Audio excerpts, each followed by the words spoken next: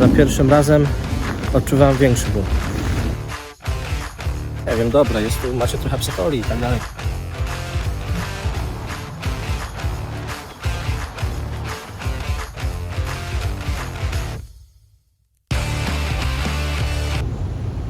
No to jedziemy z tematem. W dzisiejszym filmie opowiem Wam o kilku rzeczach, które zszokowały mnie w Nowym Jorku, a co najmniej zaskoczyły mnie, szczególnie na początku. Będą tutaj rzeczy zarówno negatywne, jak i pozytywne i takie, powiedzmy, neutralne też. Więc sobie to już ocenicie sami. Z góry mówię, że nie będę tutaj w ogóle owijał w bawełnę, dlatego te treści, te rzeczy, o których powiem, dla niektórych mogą się wydawać kontrowersyjne, zaskakujące, nieprzyjemne albo jakieś inne jeszcze, ale tak jak mówię, będzie prosto z mostu, a co najgorsze, spontanicznie. Na początek powiem Wam, że nie będę wspominał o takich rzeczach, które wydały mi się oczywiste, czy może nawet trochę błahe, że zaskoczyły mnie wieżowce na Manhattanie, albo wielkość tego czy tamtego samochodów, albo ceny paliw, albo ceny w ogóle w Nowym Jorku, bo to są rzeczy oczywiste. Tak dla nas, no tak, zaskoczyły mnie te wieżowce, faktycznie robią wrażenie, szczególnie za pierwszym, drugim razem, jak wysiądzie się z metra na Manhattanie, tak, fajne, no ale takie rzeczy też sami wiecie mniej więcej, jak to wygląda, albo dowiecie się tego z każdego filmu. Ja się tutaj skupię na takich bardziej, powiedzmy, szczegółowych rzeczach, czy moich własnych doświadczeniach, bardziej na takich właśnie szczegółach. I jeszcze dodam, że z ciekawości nawet obejrzałem sobie na YouTubie jakieś filmy po angielsku Amerykanów najczęściej. Właśnie co ich zszokowało w Nowym Jorku. Oni poruszają takie kwestie, powiedzmy, związane, nie wiem, stricte z turystyką, zwiedzaniem, typu zaskoczyło mnie, czy zszokowało to, że tak naprawdę wiele miejsc na Manhattanie można dojść, a nie trzeba dojeżdżać, albo że cena biletu na Subway była taka, albo inna. Powiedzmy, że jest to punkt widzenia amerykański, lokalnych mieszkańców, a ja przedstawiam punkt widzenia Europejczyka, Polaka, który przyjechał właśnie z Europy tutaj. Dlatego mam inne spostrzeżenia i właśnie tym się z Wami dzielę. Zszokowała mnie na przykład cena przejażdżki ambulansem, którą prawie że musiałem zapłacić. No ale o tym Wam powiem potem, no bo co tak będę spoilerował wszystko od razu.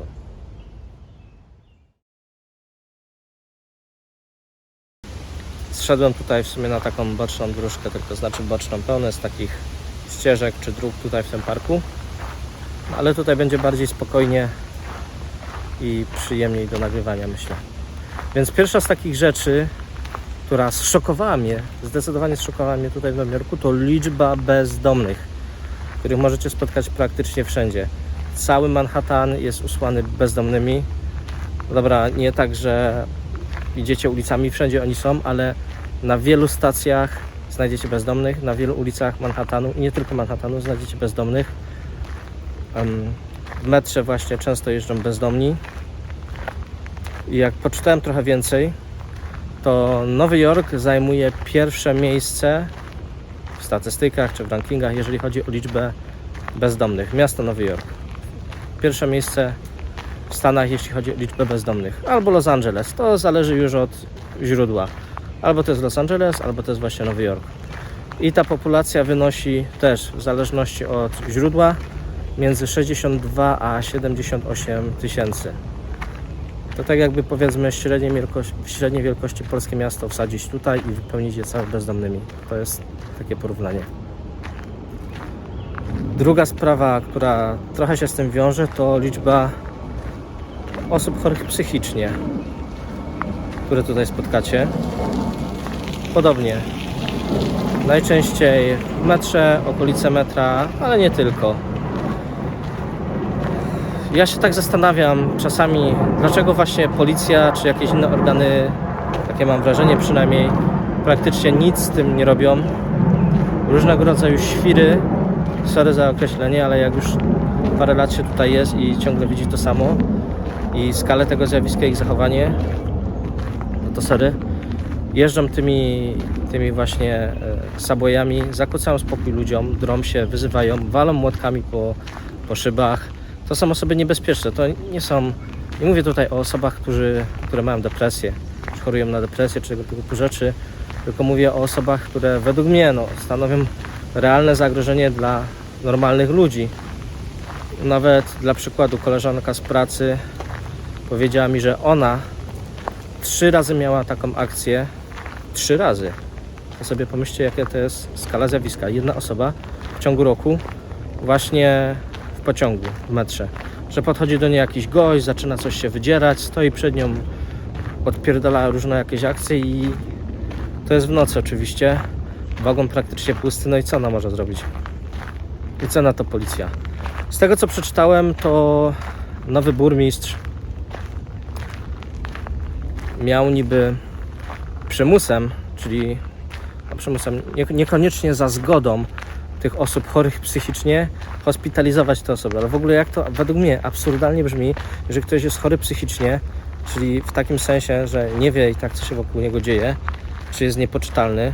Niektórzy lubią usprawiedliwiać różne rzeczy niepoczytalnością, to jeżeli ktoś jest niepoczytalny w różnych sprawach, tak może być poczytalny, żeby decydować o sobie, a dobra, to idę jednak do wariatkowa, czy tam do szpitala, albo a nie, wiesz co, nie, bo tu mi się podoba.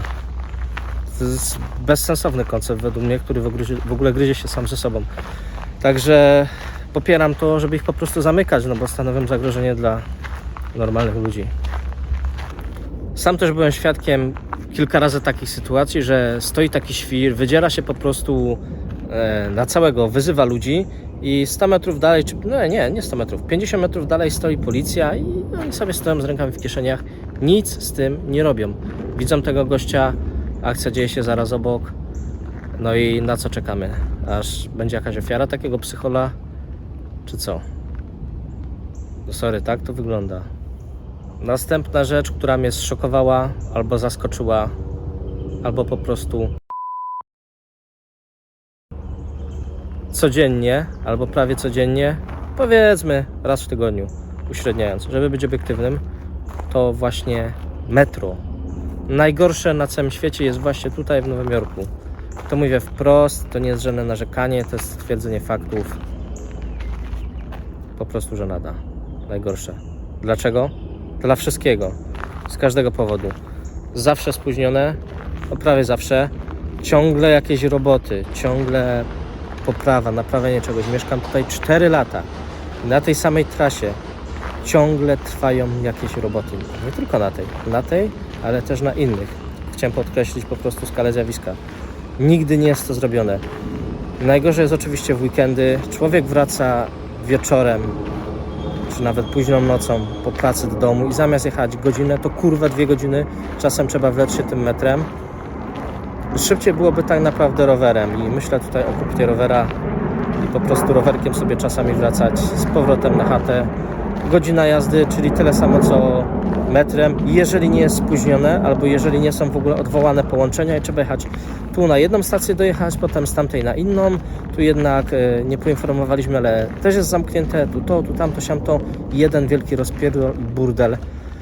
Jak byłem w Malezji i w Tajlandii, to metro, czy pociągi, które są tam, a tutaj, to niebo a ziemia. Trzeci świat. Tutaj. Nie tam, tutaj. Tu jest trzeci świat, jeżeli chodzi właśnie o to. Tak samo właśnie biorąc pod uwagę tych bezdomnych i tych świrów, którzy zasiadają w tych wagonach, w tych pociągach, to jeszcze dodaje właśnie uroku całości. No i do tego jest oczywiście często brudne, sprząta się to, ale jest dużo brudu i chamstwo, pospólstwo, brak kultury ludzi, nie wszystkich, większości, którzy wsiadają do tego metra, którzy jeszcze nie tak dawno przecież bali się, że pomierają wszyscy na COVID, a teraz po prostu siedliby ci na kolanach nawet, żeby tylko dopchać się do miejsca siedzącego. A teraz to mnie jeszcze szokuje liczba komarów, więc zaraz spadam stąd gdzieś dalej. No wiem, praktycznie las, ale ostatnio nie było aż tyle. To co, może teraz o tym ambulansie? Nie wiem w sumie od czego zacząć. Może od początku najlepiej. Także no wydarzyło się tak, że musiałem skorzystać z ambulansu właśnie i z usług szpitala, dlatego że no jak się potem okazało, miałem kamienie nerkowe. To była przyczyna, tak nagle, po prostu z dnia na dzień. Jechałem sobie do pracy i hopla. Nigdy nie miałem żadnego problemu z tym. Nie miałem żadnych wskazań, czy tam żadnych uwarunkowań, które by sprzyjały rozwojowi kamieni nerkowych. Nikt w rodzinie raczej też tego nie miał. No nieważne. Nie będziemy tutaj mówić teraz o mnie za bardzo. Także wydarzyło się to nagle. No i ja wtedy nie wiedziałem w ogóle, o co chodzi. Przyznam się, że wcześniej nie doznałem nigdy takiego bólu. Wydaje mi się, że w jakimś tam stopniu jestem odporny na ból. Nie płaczę od razu i tak dalej, a to była jakaś masakra. Jak ktoś to miał, no to wie na pewno. Też podobno mężczyźni ze względu na tam fizjologię, budowę ciała, to że za pierwszym razem odczuwałem większy ból. No tak czy siak zadzwoniłem po karetkę, mimo że mam w sumie szpital 15 minut na piechotę, ale tak się to zakończyło. No i mam jakieś tam ubezpieczenie, takie średnie powiedzmy. I to działa tak, że oni, wiadomo, pokrywają część kosztów, ale tu jest też coś takiego jak deductible, czyli jak idziecie do lekarza, czy tam korzystacie z usług medycznych, to w zależności od waszego ubezpieczenia, no to jest temat rzeka. A w skrócie mówiąc, dopiero ubezpieczyciel płaci od jakiejś kwoty, to jest jedna sprawa, a druga sprawa jest taka, że dzielicie te koszty, czyli trochę płaci ubezpieczyciel, trochę płacicie wy. Moja firma, no nie powiem tutaj jaka, bo nie można chyba. W tym przypadku pokryła dość dużo tych kosztów, ale jak to wygląda? Wygląda to tak, że idę powiedzmy do lekarza, czy w tym przypadku byłem w szpitalu, oni wysyłają rachunek tej firmie, ta firma się z nimi w zasadzie dogaduje i płaci taką lub inną kwotę i albo część płacę ja, albo nie płacę nic. No i później oni wysyłają mi, ubezpieczyciel, ten rachunek. No i tak dostaję za wszystko, powiedzmy rachunki tam wdrukowane. I w szpitalu miałem w zasadzie parę badań przeprowadzonych, jakieś tam skanowanie, czy tam prześwietlenie. To chyba była jakaś tomografia, jeżeli dobrze mówię. Jedna, plus podanie morfiny, plus właśnie transport ambulansem. Za wszystko cena, no zgadujcie ile to wyszło. Macie 5 sekund. 5, 4, 3, 2, 1. $7,000 z hakiem. Tyle widniało na tym rachunku, powiedzmy, który wysłał mi ubezpieczyciel po sprawie już. I na tym rachunku były też fikcyjne badania, które rzekomo miałem tam przeprowadzone. Do niczego takiego nie doszło. To nie pierwszy raz zresztą, gdy miałem, no mówiąc w skrócie, nieprawdziwe informacje, oszukane po prostu od lekarza, czy tam od placówki medycznej, wystawione, że zostały mi jakieś badania na mnie przeprowadzone albo jakaś wizyta lekarska, której w ogóle nie miałem po prostu zrobionej. Nie widziałem takiego lekarza, nie miałem takich badań. Oczywiście one nie są w ogóle też sprecyzowane tak dokładnie, tylko bardzo ogólnie to wygląda. A to jak mam w domu, to pokażę Wam, zrobię foto i pokażę Wam, jak wygląda właśnie taki, powiedzmy, rachunek w cudzysłowie, żebyście widzieli po prostu więcej. Nie jest to zbyt jasno sprecyzowane czasami, natomiast no to jest jakiś scam. I jak rozmawiałem, nawet pytałem, powiedzmy, Polaków na grupie na Facebooku, to oni mówili, że też im się czasami takie coś zdarzało. W każdym bądź razie mój ubezpieczyciel tak to działa, że tak jakby dogaduje się na konkretną kwotę. Szpital, powiedzmy, wystawia 7,000, ubezpieczyciel ma podpisane, że do jakiejś kwoty tam pokrywa i oni się dogadują, dobra, no to ty płacisz i resztę albo płaci, albo nie płaci pacjent.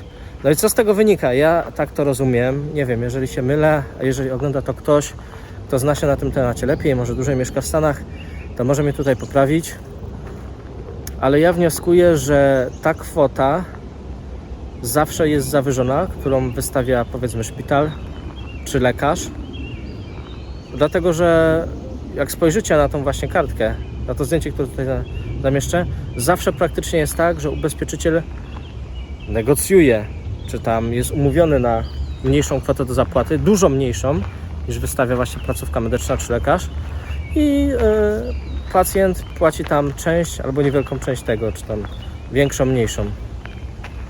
Czyli ogólnie cena z góry jest tak jakby zawyżona czasami dwukrotnie i od tego dopiero, od tej zawyżonej ceny dopiero zaczyna się rozliczanie, kto ile płaci ubezpieczyciel, a ile płaci pacjent. I ja tak to rozumiem, tak jak mówiłem, mogę się mylić, natomiast tak na logikę i z tych dokumentów, które dostaję, to tak po prostu wygląda, tak wynika.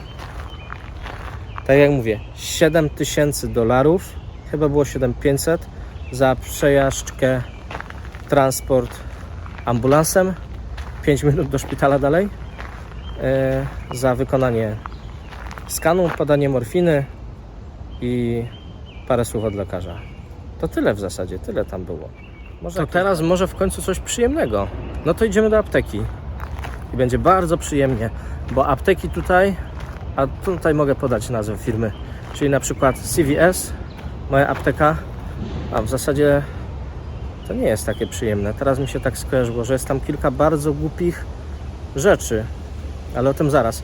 Przyjemne jest to, że w Polsce tak się przyzwyczaiłem, że jak idę do apteki, to idę po leki, a tutaj jak idę do apteki, to na przykład po szynkę można iść, albo po piwko, bo też jest, albo po głośniki, no ale z drugiej strony mówi się, że piwo leczy kaca, więc być może coś w tym jest, no nie? I o co tutaj chodzi? Bardzo szlachetna inicjatywa, strasznie mi się podoba, czyli ta sieć CVS, ale nie tylko. Aptek CVS działa w taki sposób, że to jest taki, powiedzmy, market, w którym możecie kupić też inne rzeczy pierwszej potrzeby, tak jak na przykład piwo na porannego kaca, albo szynka, albo coś tam jeszcze. Więc obok leków, kosmetyków i wszystkich innych tego typu rzeczy możecie kupić po prostu jedzenie, napitek i tak dalej, elektronika, więc to jest bardzo fajne. No na początku mnie to zaskoczyło, bo nie spotkałem się z czymś takim. No nie wiem, może jestem zacofany, może w Polsce są też takie miejsca już teraz.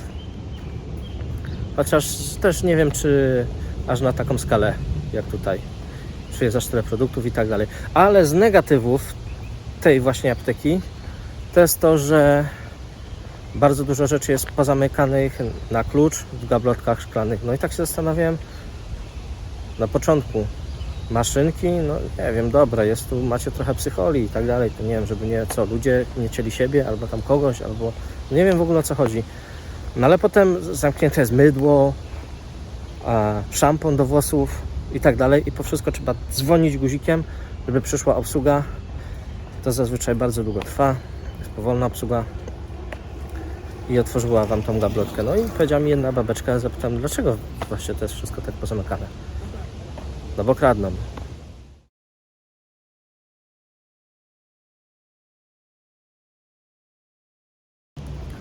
Teraz już naprawdę bardzo pozytywna, fajna rzecz, która mnie tutaj zaskoczyła pozytywnie i mi się podoba, to parki.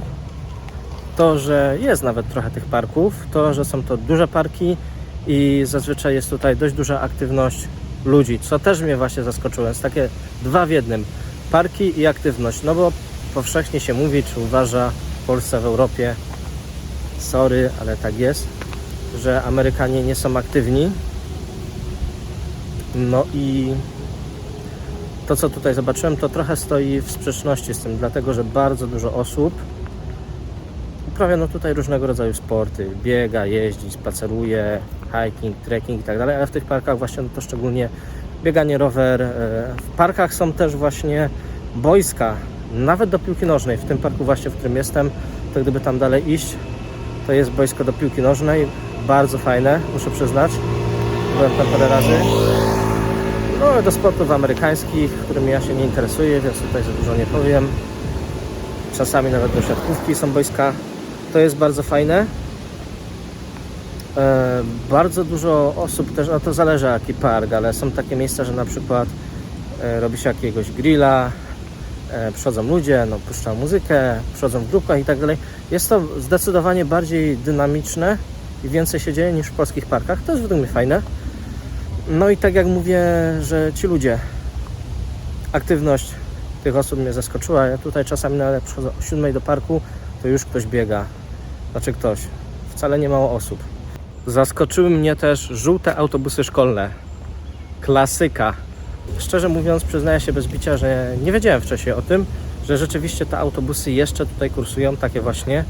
Ale to jest norma i to jest fajne. Pierwszy raz jak zobaczyłem taki autobus, to mi się skojarzyło z bajką Simpsonowie. Moja ulubiona. Tylko to nie było pozytywne skojarzenie, wtedy nie aż tak, bo to był luty, strasznie piździło, było zimno i tak dalej. To były moje początki w Stanach wcale niełatwe, a w zasadzie nawet trudne. Więc zobaczenie tego autobusu to nie był jakiś bardzo fan, ale takie o wow, jecie. No a teraz podoba mi się bardziej. Powiem Wam teraz bardzo fajną, przyjemną rzecz, która mnie zaskoczyła. To był taki pojedynczy element, ale opowiem w ramach ciekawostki. Jak pracowałem w restauracji w steakhouse'ie i lubię angażować się, rozmawiać z gośćmi, oczywiście jeżeli oni też tego chcą.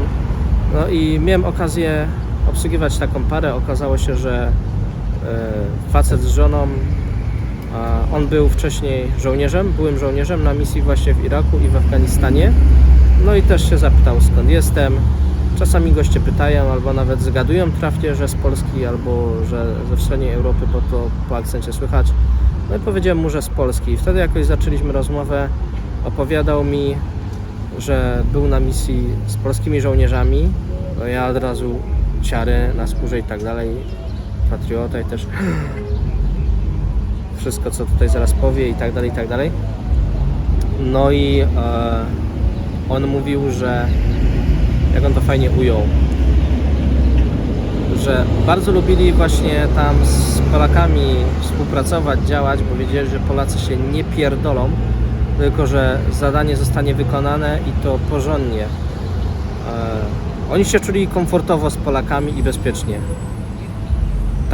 Takie było przesłanie tej wiadomości, bo ja Wam tutaj teraz nie zacytuję tego dokładnie, bo to było już jakiś czas temu, ale jak on o tym opowiadał, no to powiem Wam, że serio trochę gęsia skórka i no tak jak wiadomo, przyjemne wrażenie wewnętrznie, nie? Jakaś duma i tak dalej, bo widać, że to było autentyczne i że nasi polscy żołnierze no, byli tam szanowani. Nie mówię tutaj o tym, czy akcja w Iraku była słuszna, czy nie, tylko o samym wydarzeniu, o tym, jak działali polscy żołnierze. Co mnie jeszcze zaskoczyło, bo zszokowało, strasznie mnie zszokowało, że nie działa mi Tinder. Nie mam żadnych meczy. No nie wiem, może faktycznie jestem po prostu taki brzydki. Albo może nawet nie aż tak. A tak na serio, to już Wam mówię, o co mi chodzi. Poczucie bezpieczeństwa. Mam takie wrażenie, między innymi przez tego Tindera też, zresztą szczególnie dziewczyny zdają sobie sprawę, jakie rzeczy często wysyłają faceci, jak piszą i tak dalej, więc tego chyba nie muszę komentować, to nie tylko w Stanach, ale i w innych krajach, ale tutaj szczególnie, bo tu jest bardzo dużo świrów, są osoby z różnych kultur, z różnym podejściem, z różnych środowisk, z różnym wychowaniem, brakiem wychowania i tak dalej, nie? Więc wydaje mi się, jestem pewien, że skala tego zjawiska tutaj jest znacznie większa i to nie wiem, czy to mnie powinno szokować jakoś. Może się to wydawać logiczne, ale jednak trochę mnie zaskoczyło. Choć tak jak mówię, z drugiej strony jest logiczne, że to poczucie bezpieczeństwa, bo o tym tutaj mówię, poczucie bezpieczeństwa według mnie przeciętnej osoby w Nowym Jorku, czy już szczególnie właśnie kobiet, jest dużo mniejsze niż w Polsce, w dowolnym miejscu w Polsce. Ze względu na to właśnie, co przed chwilą wspomniałem.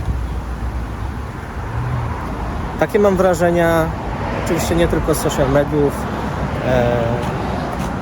ale tak, że ludzie po prostu bardziej się boją i nie tylko nawet się boją, ale też, że coś im się tam wielkiego stanie, ale też chcą unikać różnego rodzaju wariatów, czy ludzi, którzy chcą im coś tam sprzedać, przekonywać ich do jakiejś religii, głosić jakieś teorie, zaczepiać o to, o tamto. Ludzie tutaj żyją też w dość dużym pośpiechu, pędzie w Nowym Jorku i też na przykład rzadziej się zatrzymują na ulicy, jeżeli ktoś chce ich o coś, nie wiem, dopytać, zatrzymać i tak dalej. Nie mówię, że wcale, ale ogólnie jest mniejsze tak jakby poczucie tego bezpieczeństwa i też taka interakcja, powiedzmy, z losową osobą, tak bym to ujął. Aha, i jeszcze jedna rzecz, która mnie zaskoczyła, i to zaskoczyła mnie tak bardzo, może nawet nie zszokowała, ale zaskoczyła, to będzie lepsze słowo. To ja nawet nie wiem, jak to ująć. Powiedzmy otoczenie, ale mam tutaj na myśli punkty usługowe, sklepy, na przykład właśnie sklepy, czy tam jakieś salony fryzjerskie, myjnie samochodowe, tego typu rzeczy. Po pierwsze, jak dużo tego jest tutaj na ulicach, jak tym jest, można powiedzieć, naćkane nawet czasami, ale że to wygląda też, jak to wspomniała moja koleżanka, ona chyba by to lepiej ujęła, trochę jak u nas w latach, powiedzmy, 90. No wizualnie tak to wygląda. Muszę zrobić kiedyś być może wideo, żeby wam to lepiej pokazać. Mi się tak to kojarzy, że teraz to już jestem przyzwyczajony, ale wcześniej tak trochę what the fuck. Tak jakby to troszkę może stanęło w czasie. Ja nie mówię tutaj o tym, jaka jest jakość usług tam, bo czasami, ale nawet nie często, o tym też mógłbym zrobić odcinek, jest naprawdę bardzo wysoka. To wszystko zależy, a czasami bardzo żenująca. Ale jest taki zdecydowanie inny klimat. No jest inaczej, nie wiem, muszę wam to po prostu pokazać. I sam nie wiem w sumie, czy będziecie mieli podobną opinię. I tutaj widzicie, tak jak wam mówiłem na początku, no nikt z Ameryki wam tego nie powie, czegoś takiego, bo dla nich to jest codzienność, powiedzmy, nie? W takim czy w innym stanie, czy w mieście to jest normalne, a ja tutaj z punktu widzenia Europejczyka czy Polaka zauważam inne rzeczy, które mnie czy zaskoczyły właśnie, czy zszokowały. No i idąc dalej tym tropem, zaskoczyła mnie, a to może nawet bardziej zszokowała właśnie, to, że często nie ma pralek w domach, w blokach, ale przede wszystkim już to, jak wiele jest tutaj pralni po prostu. Ludzie zasuwają z wózeczkami, z praniem do pralni i piorą. Ja też zasuwam na przykład z kołdrą, bo kołdra nie mieści się w pralce naszej. My mamy w bloku pralnię, ale to są małe pralki, kołdra tam nie wejdzie, więc po prostu na ręce, jak dziewczynę, i zasuwam z nią 1 minutę dalej do pralni. I płacę aż $7 za pranie, plus jakieś $2-3 za suszenie. I tak zawsze jest trochę mokra. To co, może to tyle, wystarczy, nie? Żeby was za bardzo nie szokować tutaj. A zrobię jeszcze kilka innych filmów, w których będę dokładnie omawiał poszczególne tematy. Myślę, że w zasadzie to na pewno zrobię taki film o plusach i minusach życia w Nowym Jorku i tam poruszę jeszcze, no można powiedzieć w sumie, że więcej rzeczy, które mnie też zaskoczyły w pozytywnym sensie, albo które po prostu są pozytywne. Pozytywy, negatywy, więc taki film na pewno się pojawi. Może przygotuję coś więcej o służbie zdrowia, o ubezpieczeniach, no i tam o wielu innych rzeczach. Mam jeszcze kilka pomysłów, ale jak wy jesteście zainteresowani jakimś tematem, to dawajcie znać w komentarzach i jeżeli tylko będę coś więcej wiedział na ten temat, tak żeby nie lać wody, to chętnie zrobię wideo albo trochę się jeszcze doedukuję, poczytam i sobie pogadamy o tym. A póki co to wielkie dzięki jak zwykle za wasz czas, za oglądanie. Zapraszam do subskrypcji, polecam się na przyszłość, autoreklama. No i widzimy się w kolejnym odcinku. Do zobaczenia, miejcie zajebisty dzień i widzimy się już wkrótce. Na razie.